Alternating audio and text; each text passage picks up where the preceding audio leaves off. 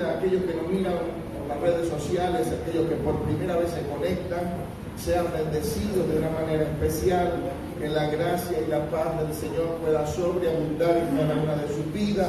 De la misma manera, los que hoy nos están visitando sean bienvenidos y gracias por tomarse su tiempo para agradecer y estar acá en la casa para adorar y glorificar el nombre de nuestro Señor Jesucristo. Creo y considero que nosotros como seres humanos actuamos en muchas ocasiones con un síndrome. No sé si usted conoce el síndrome de bipolaridad. Hay personas que usted dice, ay, no seas bipolar. No sé si le ha pasado con otras personas, pero comúnmente, aunque no nos demos cuenta, actuamos de esa manera en el ámbito espiritual. En ocasiones estamos bien y tenemos unas ganas, un deseo de buscar a Dios y de cumplir el propósito de Dios, pero llegan días y llegan momentos en los que decimos, ay, pero ¿para qué? ¿Por qué tanto esfuerzo? ¿Por qué tanto sacrificio? ¿Por qué tanto esto? Y comenzamos a tener esos altos y esos bajos. Esos síndromes comienzan a pegar en nuestra vida y comenzamos como creyentes a disvariar entre una y otras cosas, entre qué es correcto y qué no es correcto, qué es bueno y qué no es bueno. Y ese ámbito de querer quizás o de tener esos deseos nos llevan a ser bipolares. Quiero hablar sobre un personaje muy particular. Creo que todos los que estamos acá conocemos a ese personaje, porque aquellos que logramos pasar por una escuela dominical de niños, una clase de niños, nos hablaron muchísimo sobre ese personaje. Creo que es el personaje sobre el cual más se habla en las iglesias, y es el personaje de Jonás. Sí, ¿verdad que sí? Creo que eso es lo que más hemos hablado. Incluso hay canciones de Jonás, y una canción de las cuales creo que todo el mundo se sabe, es aquel que dice, Jonás no le hizo caso a la palabra de Dios. Y yo sé que hay muchos que comenzaron a tararear en la mente, es un pez muy grande y se lo tragó. Es algo que es común, conocemos mucho sobre la vida de Jonás, pero quiero analizar un poco lo que fue la vida de Jonás y hacer una comparativa con nuestras propias vidas. Porque de algo yo estoy seguro en esta hora, todos los que estamos acá y los que nos miran por las redes sociales, tenemos un plan establecido de parte de Dios sobre nosotros. Recordemos algo, el propósito de Dios es uno solo, los planes son múltiples. Dios establece su propósito en su iglesia, en su casa, en la vida de los que hoy estamos acá. Pero en la planificación de Dios para cada uno de los que estamos acá es totalmente diferente. El plan de Dios para mi vida no es el mismo plan de Dios para su vida. Entonces, estemos claros en esto. Cuando yo hablo del propósito, es un solo propósito, pero cuando hablo de los planes de Dios son múltiples. Así que Dios, planificando en la vida de este hombre, comenzó a hablarle y a ministrarle, comenzó a decirle qué debe hacer. Y quiero leerle en el libro de Jonás, capítulo 1, versículo 1, cuando dice, vino palabra de Jehová a Jonás, hijo de Amitai, diciendo, levántate y ve a Nínive, a aquella gran ciudad, y pregona contra ella, porque ha subido su maldad delante de mí.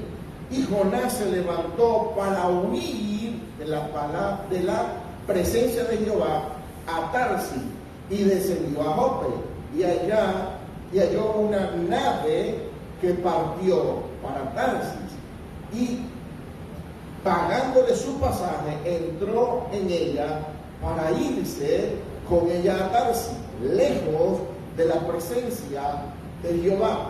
Imagínese usted esto, el hombre de Dios, el profeta, aquel al cual Dios le había encomendado un propósito específico, un plan específico. Dios le había determinado que se levantara y fuera a una ciudad a pregonar una palabra. Pero instantáneamente este hombre, ¿qué es lo que hace?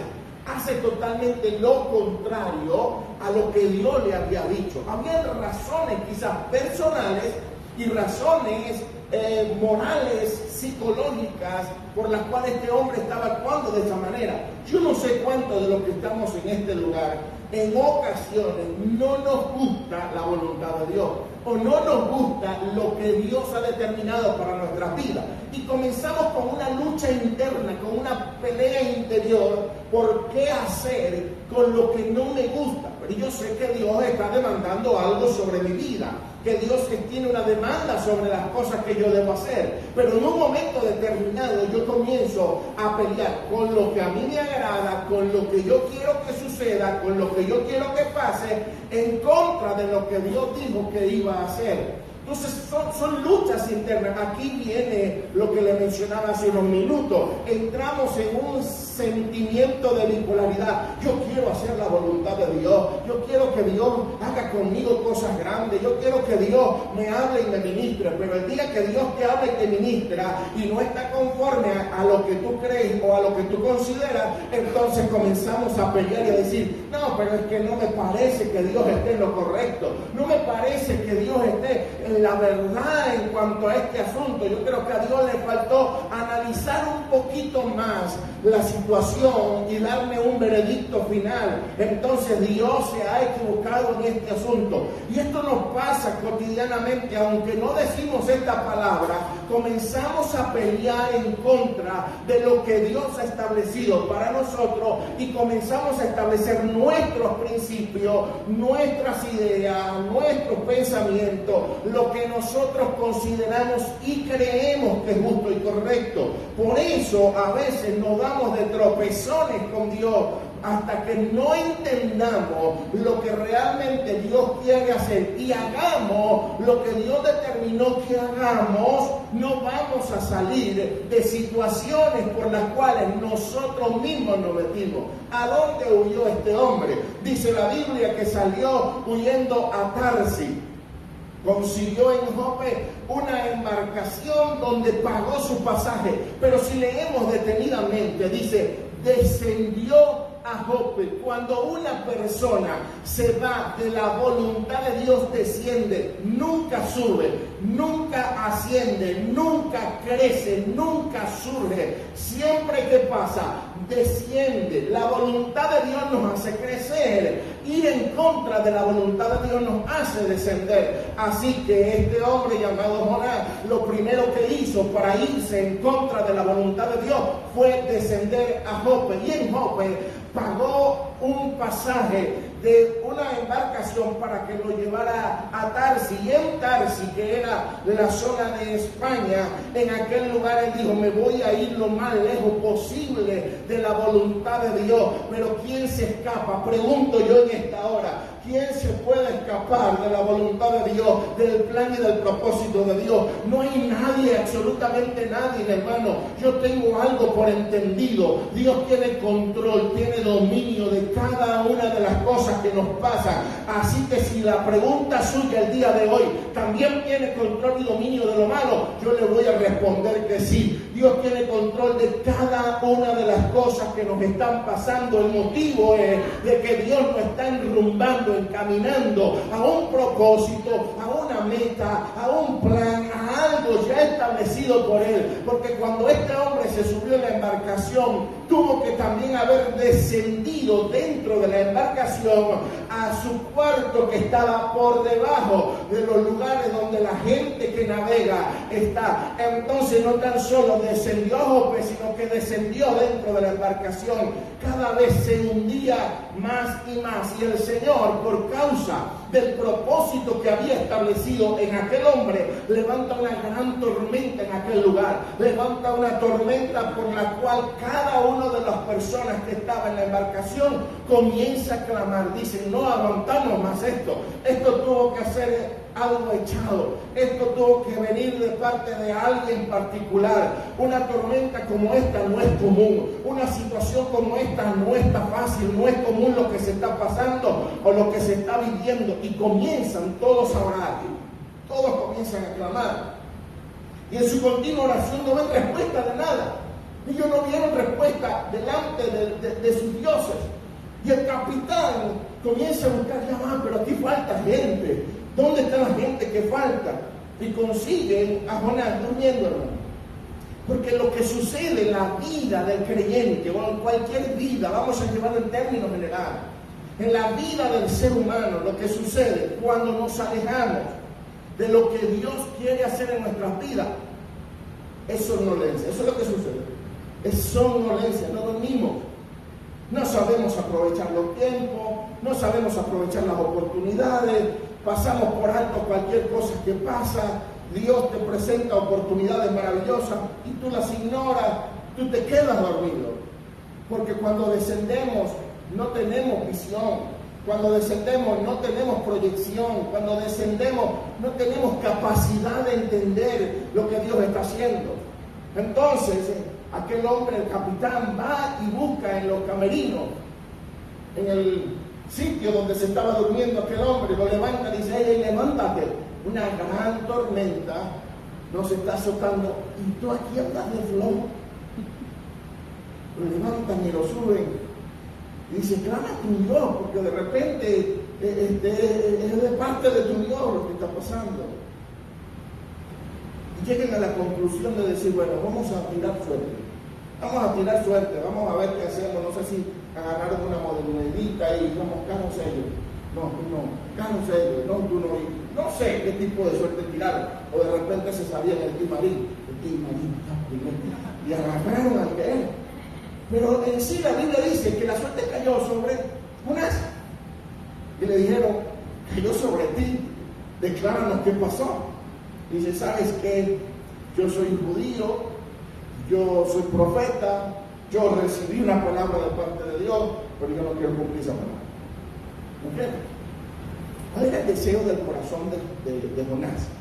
Yo le voy a declarar algo que quizás es un poco grotesco y usted me va a entender cuando le dé la explicación. Jonás deseaba que el Señor consumiera a fuego a Nínive. Jonás quería ver a Nínive destruido. Ese era el deseo. Y yo se lo voy a poner así. De repente usted dice: ay, pero Jonás, qué carnal es Jonás. Ese hombre no tenía la gracia ni el Espíritu de Dios en su vida. Ese hombre no tenía misericordia. Yo le voy a recordar las veces que su vecino le echa la basura frente a su casa. ¿Cuántos de ustedes no han querido decirle: Señor, consúmelo, Padre? ¿Te lo llevas o te lo mando? ¿Sí o no? Cuando el carro que va detrás de ustedes le comienza a pitar, ve, y usted va adelante muy tranquilo, usted dice: ay, bendícelo, Señor. Yo quisiera verlo por el poquito, ¿no? Cuando el carro le comienza a pitar y de repente es el pastor: ay, pastor, es usted que estaba pitando, la saludamos. Pero por dentro del diablo se lo lleve Satanás con tu carro, para choque en la curva, se vuelve, y le caigo para allá. No somos tan santos, ¿eh? Tenemos que ser realistas, no somos tan santos como Jonás, ¿no? Nos ponemos en la posición de Jonás, y Jonás quería que hubiese una destrucción completa. ¿Por qué? Porque los sirios eran la nación gobernante, el imperio gobernante de aquel tiempo. Y los sirios venían conquistando territorio y faltaba pocos kilómetros para que Siria invadiera a Israel. Por lo tanto, el ardor del corazón de aquel profeta era: esta gente viene a invadirnos, esta gente es una gente malvada, gente villana, gente que no tiene ni emociones, ni sentimientos, ni ningún tipo de sensación. Y el Señor le dice que tengo que predicarle para que se arrepienta. No, consúmelo. Yo conocí una oportunidad a un hermano de la iglesia que decía: yo no voy a las cárceles a predicar. Dice: ¿pero por qué, hermano? Esa gente merece lo que está recibiendo. Esa gente, es más, debería haber pena de muerte para los que están en la cárcel, porque esa gente debería morir. Si yo me pregunté en aquella ocasión: ¿dónde está el amor y la misericordia? Porque a mí el Señor no me habla en ninguna parte de las Escrituras que yo tengo la capacidad de juzgar y de condenar a la gente. Eso le corresponde solo a Dios, no nos corresponde a nosotros. Entonces, si le menciono lo que le estoy mencionando del hermano, es para que tengamos una idea de lo que conseguimos en cuanto a pensamientos dentro del ámbito de los seres humanos. Estoy hablando con gente que posiblemente tenga la manifestación plena del Espíritu Santo. ¿Cuánto no más con aquellos que no la tienen? Hay gente en el mundo sin amor y sin misericordia, hermano. Hay gente que usted ve las noticias, saca un armamento y mata a cualquiera sin tener remordimiento, sin tener absolutamente ningún tipo de sentimiento, nada, no, se los mató. ¿Y cuántos eran? Eran 5 y los mató a sangre fría.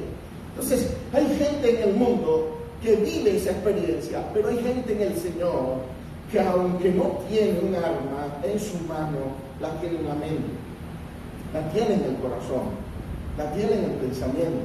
Y Jonás era uno. Jonás no se escapa de este asunto. Pero el problema de todo este ámbito es que este hombre declara, dice, yo soy el culpable.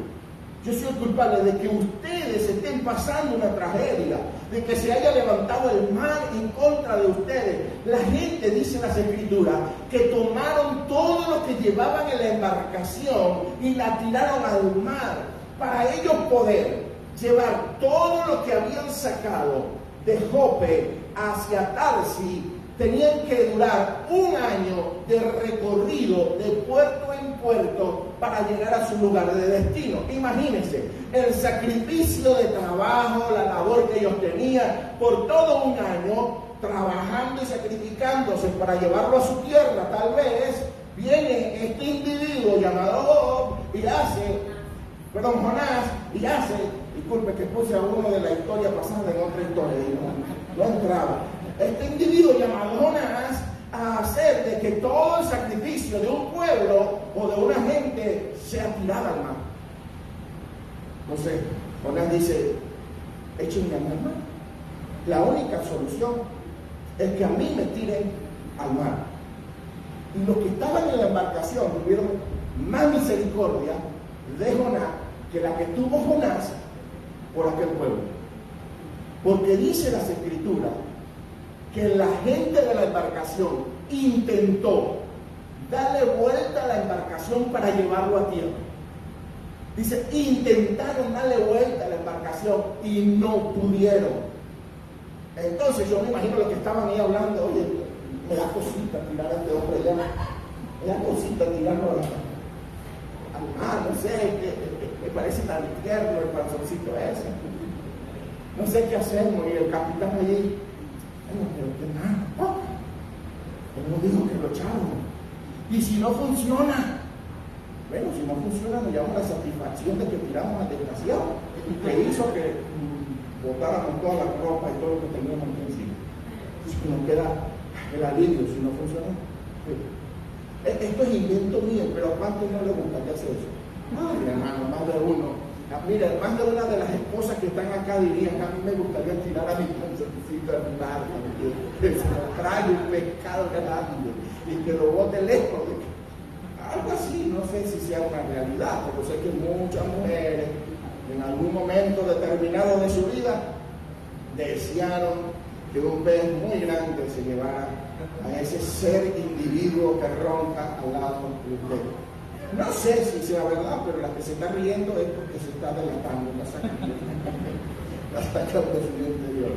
Entonces, ¿qué hacen con Jonás? Determinaron, dijeron, no hay solución, no hay otra, no hay otra manera, no hemos podido darle vuelta a esta embarcación. El mar se está poniendo más molesto, el mar se pone más bravo, entonces agarren a Jonás y tírenlo. Agarraron a Jonás, la tiraron e instantáneamente, así, literal, dice las Escrituras, se calmó la tempestad.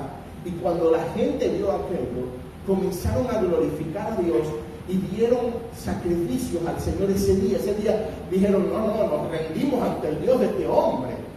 Aunque los habían matado a ellos, nos rendimos ante el Dios de este hombre, nos rendimos ante el Señor, porque ese Dios es Dios sobre el mar y sobre la tierra. No hay uno más poderoso que Él. ¿Entendieron? Miren algo. Incluso en nuestra desobediencia, Dios sigue manifestándose y operando salvación en la vida que quizás nosotros consideramos que no merecen salvación. En este ámbito de salvación, usted no es digno de juzgar, porque si alguien merecía la muerte, o merece la muerte, somos los que hoy estamos presentes, pero gracias al sacrificio de Cristo en la cruz del Calvario, Él nos libró de la condenación eterna. Así que por Él nosotros hoy tenemos libertad para poder seguir viviendo con una libre conciencia. Solo esto es por su gracia, no cabe duda que es por su gracia. Y creo que el libro de Jonás es uno de los libros que habla o expresa la gracia de Dios en plenitud, porque a donde Dios estaba mandando a este hombre no era el pueblo de Israel, no era la nación santa, el pueblo que Dios había escogido, no. Dios estaba mandando a Jonás a un pueblo pagano, a un pueblo que no servía a Dios, a un pueblo que adoraba imágenes, a un pueblo que adoraba dioses ajenos, un pueblo que se había prostituido, porque Dios dice en su palabra que su pecado había llegado delante de su presencia, y el motivo por el cual Dios estaba mandando a Jonás en aquel lugar era para anunciarles que ellos iban a ser destruidos. Pero Jonás sabía algo. Jonás tenía claridad y conocía quién era su Dios. Déjeme decirle que Jonás tenía claro en su pensamiento que su Dios era un Dios de misericordia. Él decía: yo te conozco, yo sé quién eres tú. Tú me estás mandando allá para que yo predique, para que ellos se arrepientan y tú no levantar fuego sobre ellos. Por eso yo me voy. No les voy a predicar. Tal vez era uno de los motivos más fuertes, o era el motivo más fuerte, porque es el que planta las escrituras. Pero también estaban los kilómetros que este hombre tenía que recorrer. Era un promedio de 1000 kilómetros a pie. Era un aproximado, si caminaba 6 horas diarias para llegar hasta Nínive, yo creo que se iba a tardar unos de 3 a 4 meses, tal vez dependiendo lo que se consiguiera en el camino, hasta 6 meses caminando. Y un proyecto tan largo nada más para que Dios haga misericordia con aquella gente, ¿no? Entonces, cuando lo lanzan al mar, ¿qué pasa? Dice la Biblia que se lo traga un pez muy grande. Según algunos estudios, no fue una ballena literalmente. Hay un tiburón que le denominan el tiburón ballena. Ese tiburón es uno de los animales que probablemente tienen el tamaño, la capacidad de poder tener en su interior a un ser humano.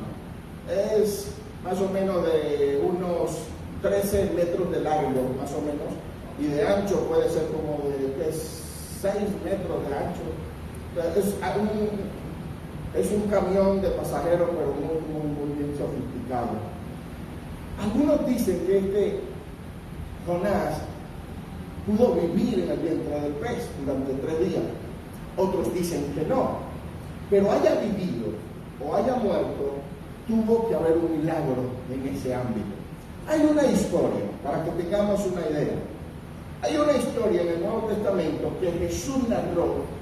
Una historia, fue una declaración más que una historia. La declaración fue cuando la gente le pedía señal. El Señor le dijo: esta gente, la única señal que verá será la señal de Jonás. Más nada. Ahora, ¿qué es una señal? Cuando una persona pide señales, ¿qué son? Son eventos milagrosos, poderosos, ostentosos de parte de Dios para demostrar su poderío delante de la gente. Eso es una señal.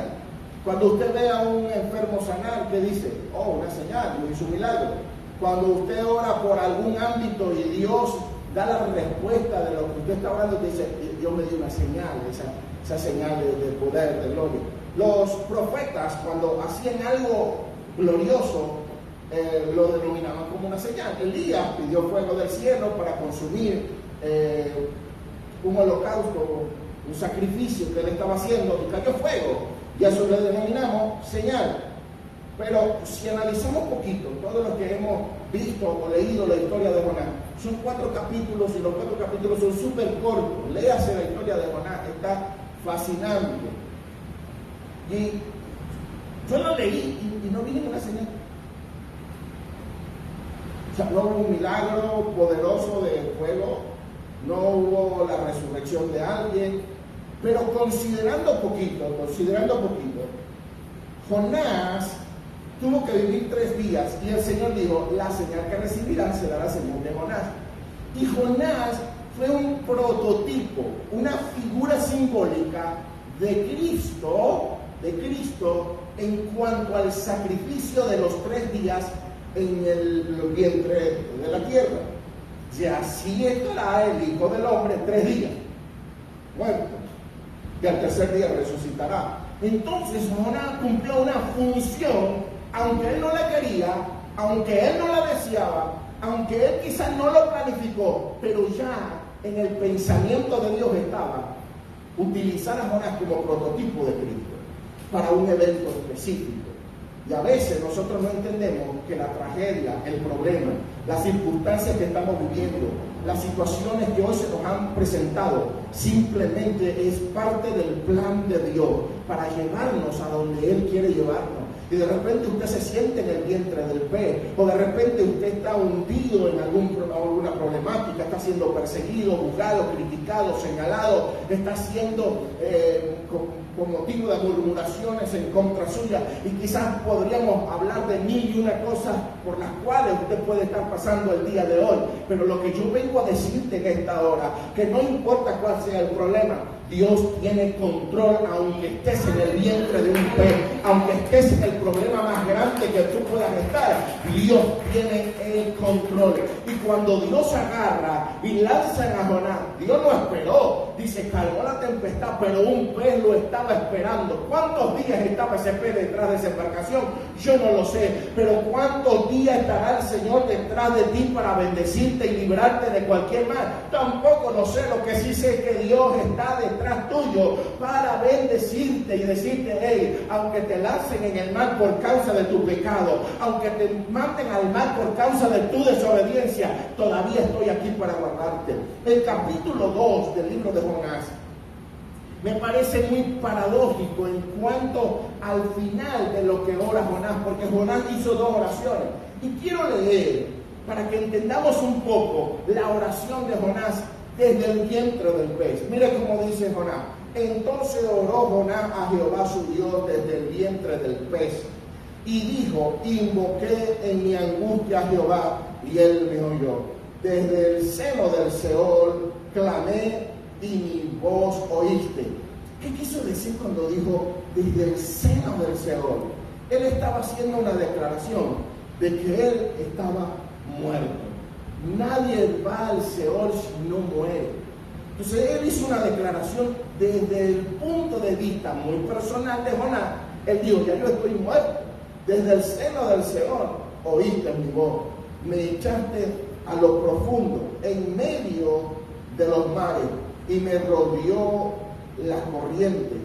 Todas tus ondas y todas tus olas pasaron sobre mí. Entonces dije, desechado soy de delante de tus ojos, mas aún veré tu santo templo. Las aguas me rodearon hasta el alma. Rodéame el abismo. El alga se enredó en mi cabeza. Descendí a los cimientos de los montes.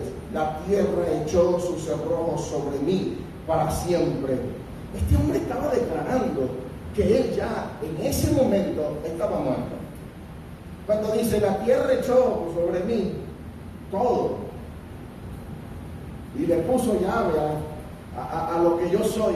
Ya no puedo salir de este asunto. Ya no puedo salir de esta situación. Ya no puedo salir de esta problemática. Cuando mi alma desfalleció en mí, me acordé de Jehová, y mi oración llegó hasta ti en tu santo templo. Por muy feo, por muy profundo, por muy mal que esté el panorama, cuando usted clama, Dios está atento. Nunca se ha cerrado el oído de Dios para sus hijos. Hermano, cuando yo les hablo del sacrificio de Cristo en la cruz del Calvario, no les hablo de cualquier cosa. Les hablo que ese sacrificio fue un derramamiento de sangre por una persona, y esa persona fue usted. Y el que usted se estime y diga, ay, es que ya Dios no me ama, Dios no me quiere, piense en la cruz. Piense en lo que Dios hizo por su vida. Jonás todavía no, Cristo no había muerto por él. Cristo ni pensaba él de quién era Cristo. Pero Jonás entendió un principio de la gracia, que cuando nosotros clamamos, su oído está atento a nuestras oraciones. Y dice el versículo 8, y esto quiero que lo analicemos un poquito. Dice, los que siguen vanidades ilusorias, su misericordia abandona. ¿Qué quiso decir Jonás? Yo tenía una vanidad en mi vida. Había un deseo dentro de mí.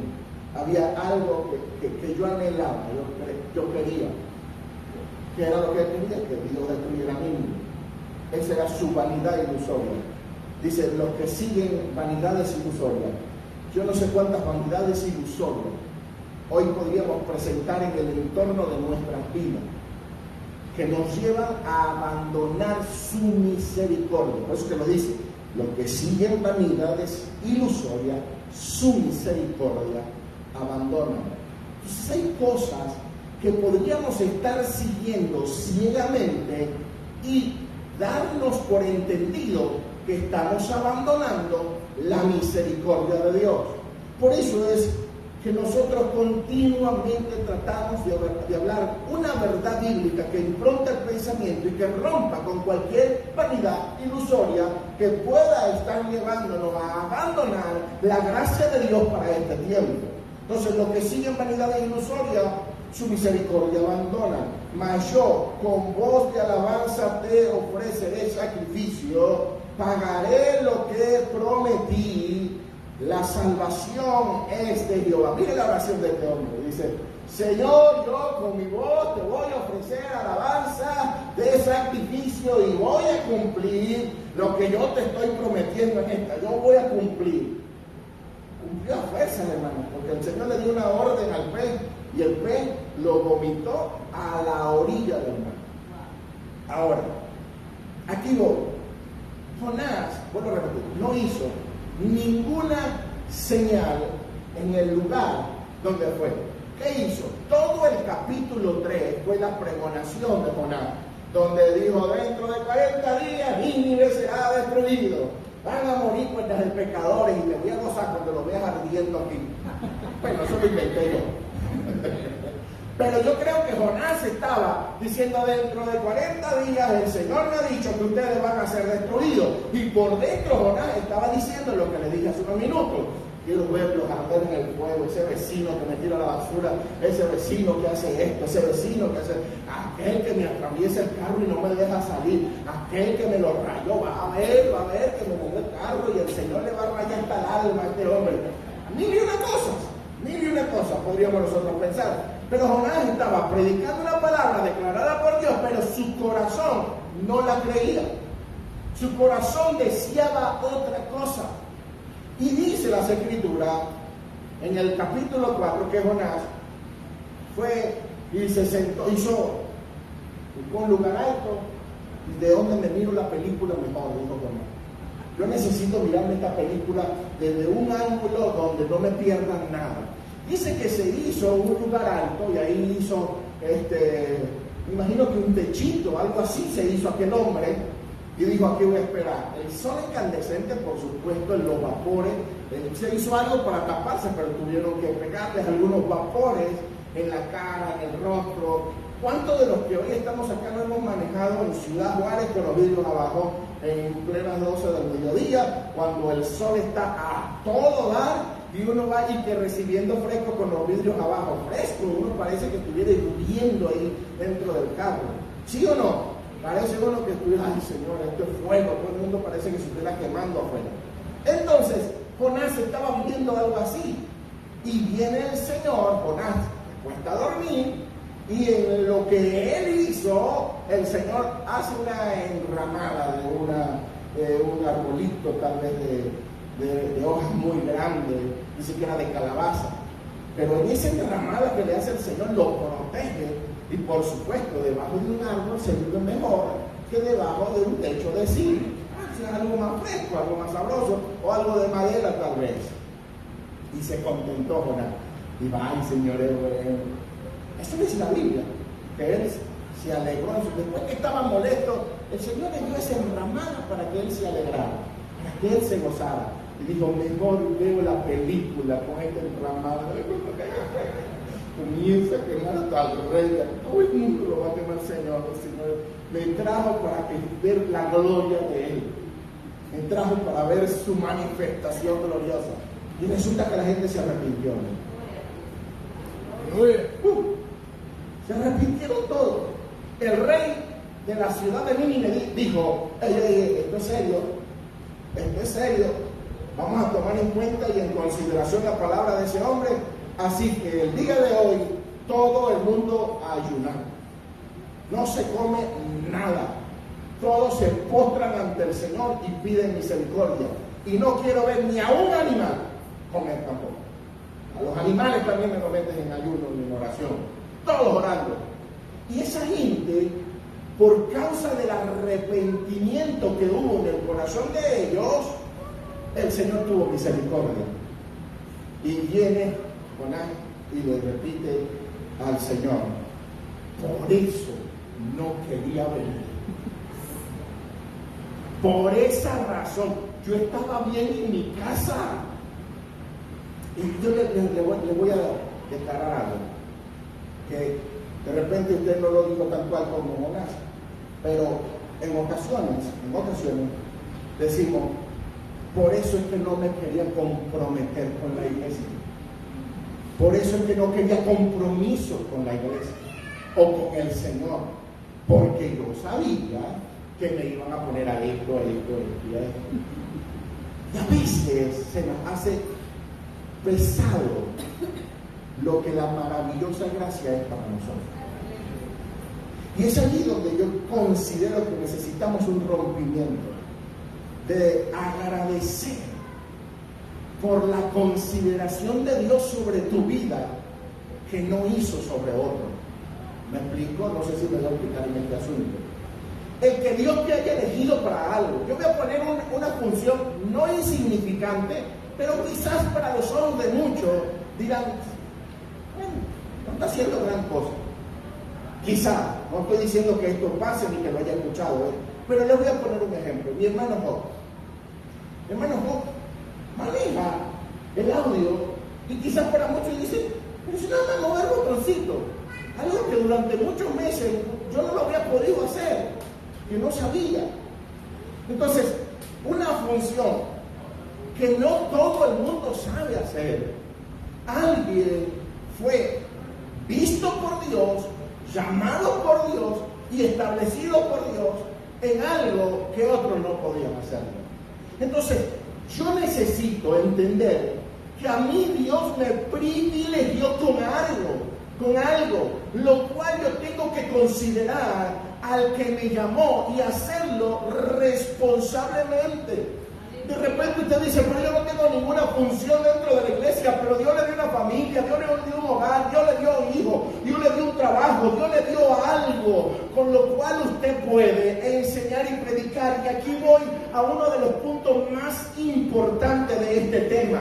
El libro de Lucas, capítulo 11, versículo 30, cuando la gente pedía señal y decía, danos Señor, danos señal, maestro. Y el maestro le dijo, la única señal que van a recibir será la señal de Jonás.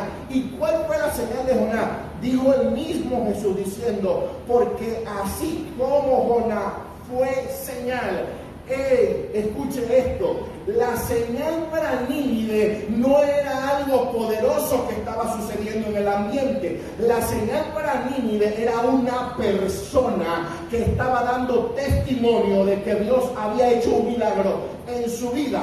La señal para su familia, la señal para el mundo, la señal para la gente, la señal para la sociedad tiene un nombre y ese es el tuyo. Tú eres la señal que Dios utiliza para transformar mente, para transformar vida, para transformar pensamientos, para cambiar ambiente, para cambiar familia, para hacer cosas gloriosas en todos los ámbitos donde tú te pares. La única señal más poderosa tiene nombre y ese es el tuyo. Tú eres una señal poderosa. No estés esperando que Dios abra los cielos y que vea los rayos y los ángeles subiéndose y bajando. No. Lo único que la gente va a esperar es de que tú mismo seas la señal para ellos. Y el Señor dijo, la única señal que recibieron fue a Jonás. Fue a Jonás. Y esa gente no necesitó otra cosa para convertirse. ¿Sabe cuántas personas eran? ¿Cuántas personas habitaban Nínive? Eran 120,000 personas. Y hay una consideración, y por eso le decía que Jonás hizo 2 oraciones. La primera oración fue, ay Señor, perdóname, yo no lo vuelvo a hacer, yo me porto bien, porque si nos portamos, cuando estamos pasando por un problema, ¿sí o no? Le prometemos al Señor villas y castillos, se los leía ese ratito. Yo voy a cumplir, Señor, lo que te prometí. Voy y predico.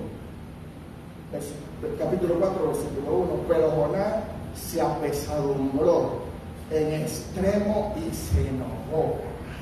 Y oró a Jehová y dijo, ahora, oh Jehová, ¿no es esto lo que yo decía estando aún en mi tierra? Pero por eso me apresuré a huir a Tarsis. Pero miremos algo. Versículo 3. Ahora pues, oh Jehová, te ruego que me quites la vida, porque mejor me es la muerte que la vida. Un hombre que Dios lo había librado de la muerte, ahora te dice, ahora mátame. Me resucitaste, me reviviste, hiciste un milagro. No quiero el milagro. Quítame la vida. Tan mal era lo que había en su pensamiento en cuanto a lo que quería ver para aquella gente. Oiga, no estoy malponiendo a Job, eso no se me puso.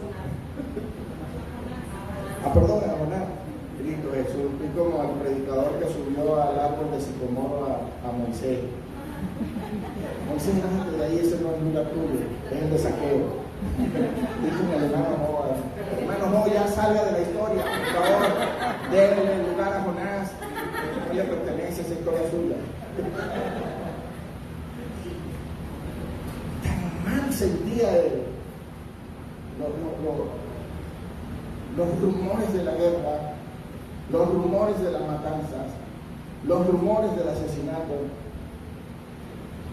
Hubo hace unos meses atrás una paradoja en la que mucha gente comenzaba a defender a Rusia y otros defendían a esta nación, se me va el nombre, en la que se levantó Rusia, Ucrania.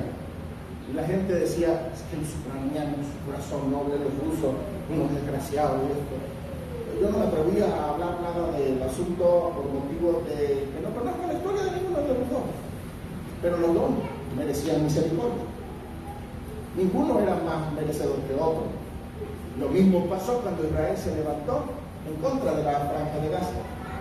Y decían, ¿cómo es posible que el bombardeo y esto, y maten a tantos niños? Y aquí no se trata de ponernos de un lado a favor de Israel o a favor de la franja de Gaza.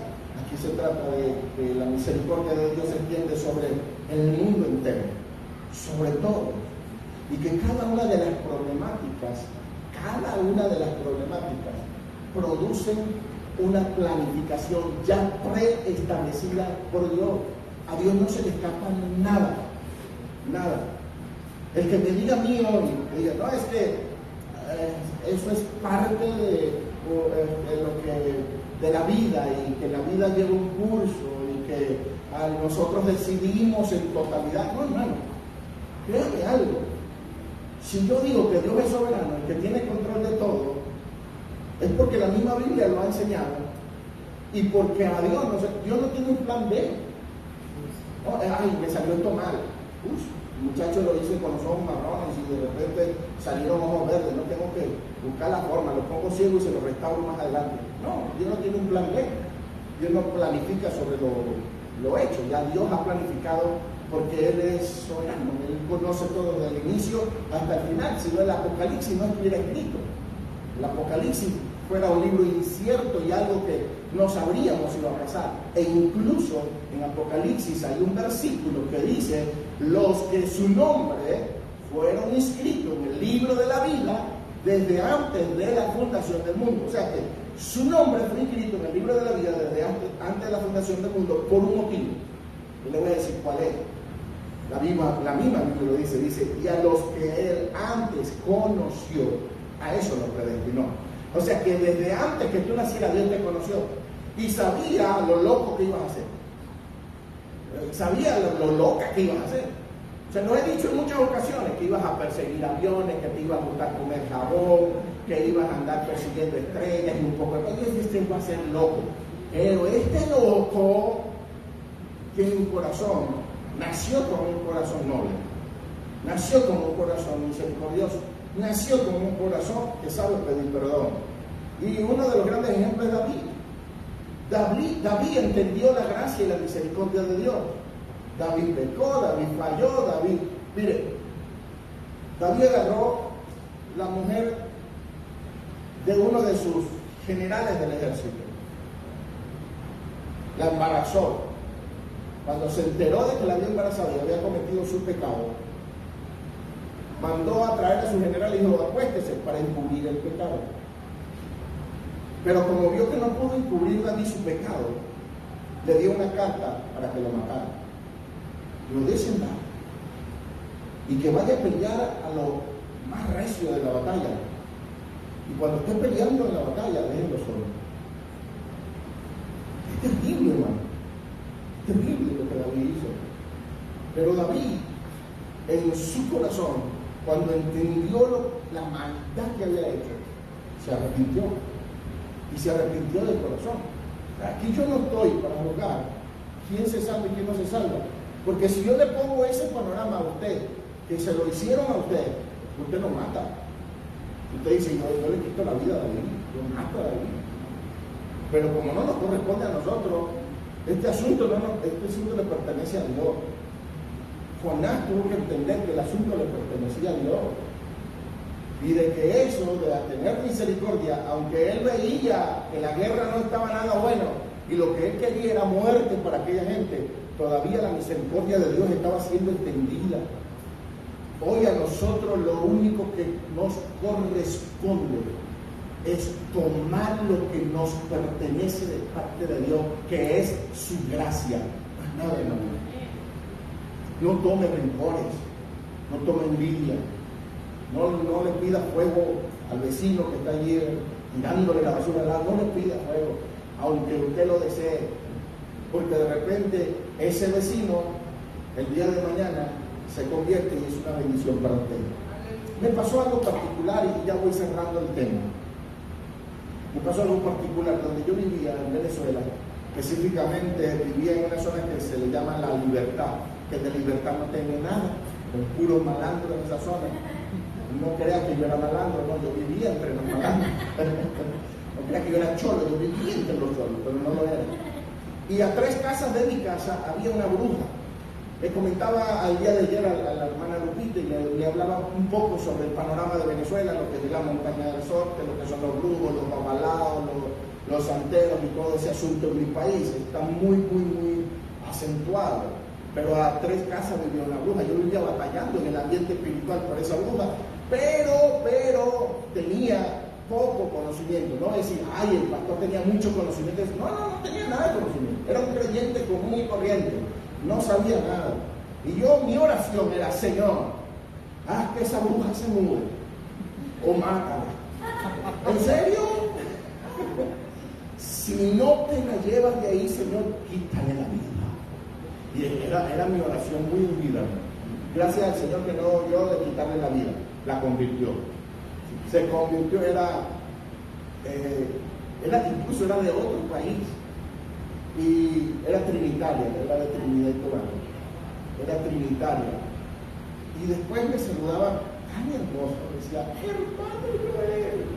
Me daba un abrazo y un beso a la hermana. Y decía: no, el Señor que se convirtió, Señor. No me escuchaste, no la mataste. Porque bajo nuestra ignorancia comenzamos a juzgar lo que no nos parece bien, lo que no creemos que es correcto, sin saber que hay un plan de Dios sobre cada uno. Dios planificó sobre su vida y sobre su vida salvó a su familia. A pesar de que era bruja, Dios planificó sobre la mía, a pesar de que era ignorante, y sobre mi vida, Él comenzó a hacer una obra. O sea, no juzguemos la posición de la otra persona de cómo Dios está obrando, porque esa persona es la manifestación de Dios para salvación, quizás de otra gente. Por eso vuelvo a repetir lo que dijo Jesús, porque así como Jonás fue señal a los ninivitas, también lo será el Hijo del Hombre en esta generación. Jonás fue una señal para la gente de la época. Usted es una señal para la gente de este mundo. Yo seré una señal para mi gente, para mi generación, porque Cristo hoy está en nosotros. Vamos a dar gracias a Dios por la vida de los que nos mira por medio de las redes sociales. Gracias y paz sea otorgada a cada una de las personas que nos están viendo.